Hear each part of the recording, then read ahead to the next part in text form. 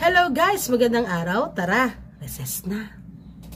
Kabataan, si Jesus ang kalakasan. Kabataan, si Jesus paglilingkuran.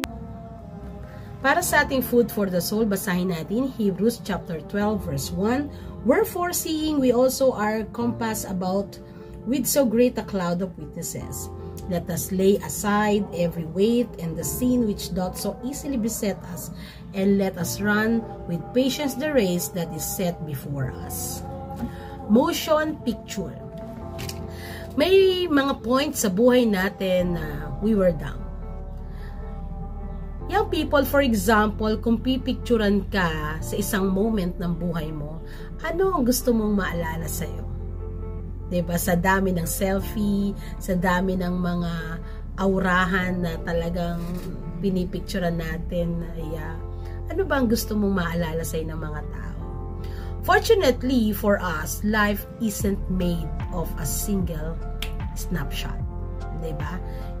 Ang buhay ay hindi tulad ng selfie na konting click ay ayun na. No, hindi natin nakukuha ang buhay sa isang click lamang. Life is a motion picture, no? Gumagalaw. No? Ang buhay ay nagpapatuloy. Life is a motion picture. Maraming surprises at suspense sa ating mga buhay na mga hindi natin inaasahan. Pero may mga karanasan din tayo sa ating buhay na nagiging susi upang lalo tayong maging strong at nagiging blessing. Diba? At tulad ng sinasabi sa Bible verse from Hebrew chapter 12 verse 1, at gusto kong i-share sa inyo yung Tagalog version na dahil napapaligiran tayo ng napakaraming saksi ng mga witnesses, tanggalin natin ang anumang balakid at ang kasalanang kumakapit sa atin. Ang mga saksi ay mga taong nakakakita ng lahat ng iyong ginagawa. Kaya ang bilis ngayon ng balita, ang bilis ng mga pagbabahagi ng mga nababalitaan na mga bagay-bagay sa ating mga buhay. Ang mga tao nakakakita sa mga ginagawa natin na sa paningin nila ang buhay natin ay nagiging patotoo. That is the motion picture of our lives. Yung mga bagay na nararanasan natin na para sa ating kabigatan, kahirapan, problema, pero dahil tayo ay napapalakas ng ating pananampalataya at nakikita ng mga taong nakakasaksi, ng mga taong nakapalibot sa atin, ito ay nagiging patotoo para sa buhay ng ibang tao. Kaya young people, ano man ang pinagdadaanan nyo, ano man ang inyong nararanasan ngayon, ano man ang iyong kalagayan ngayon, may mga kabigatan ka, may mga pains, may mga broken hearted, may mga questions sa puso't isip natin. Young people, if you are down right now, if you are down, if you feeling down at this very moment, ang paalala sa atin ng ating Bible verse, do not quit. Huwag tayong sumuko. Huwag nating sukuan ng Panginoon. Run with patience. Yung patience na punong-puno ng pananampalataya. Run. No? Ibig sabihin, takbuhin natin. Huwag tayong mapagod. Run with patience. Tiyagain natin upang makita natin ang napakagandang plano ng Diyos doon sa hinaharap for the future. Why? Our God is watching and cheering you on. Diba? Habang tumatakbo ka, ang Diyos ang sumisigaw, sige pa, go, go, go!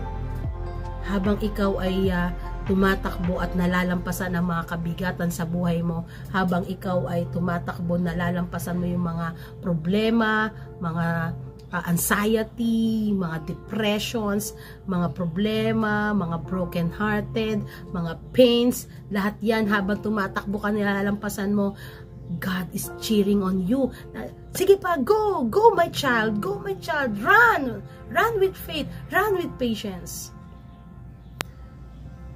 At sasabihin sa'yo ng Panginoon, you can do it.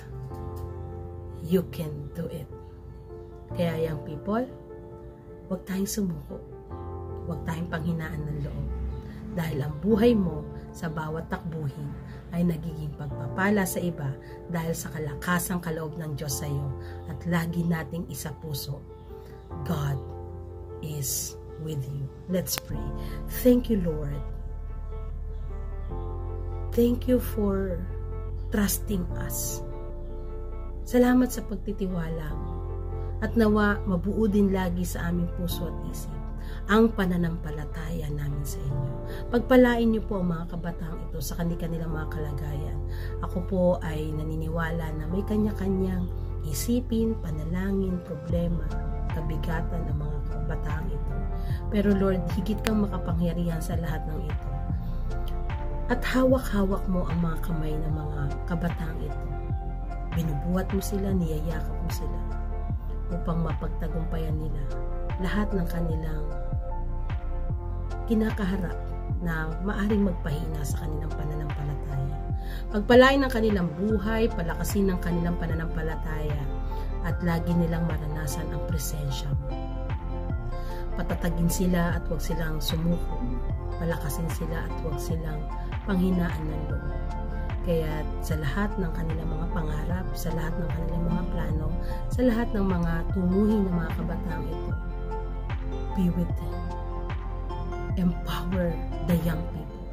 Empower them, Lord. Yakapin niyo po sila. Kaya't ipinagpapasalamat namin ang kanilang buhay na nagiging blessing sa kanilang tahanan, sa kanilang mga kaibigan, sa kanilang mga kapitbahay, sa community, at maging sa iglesia. Kaya continue to make the lives of the young people a blessing to many, a blessing to everyone. At nawa marami ang mapagpala sa kanilang mga buhay dahil ikaw, O Diyos, ang kasama nila sa lahat ng panahon. Thank you, Lord, for everything that you have done for our lives, for the lives of these young people. Kaya sa inyo kami nagtitiwala na kami ay magpapatuloy na ikaw ang aming kasama. Maraming salamat, Panginoon. Ito po ang aming panalangin sa pangalan ni Jesus. Amen. Amen. So, young people, nawa ay naging blessing sa inyo ang devotion natin ngayon. At sama-sama tayo tuwing Friday ng hapon na mag-recess. Bye! God bless everyone. Kabataan si Jesus.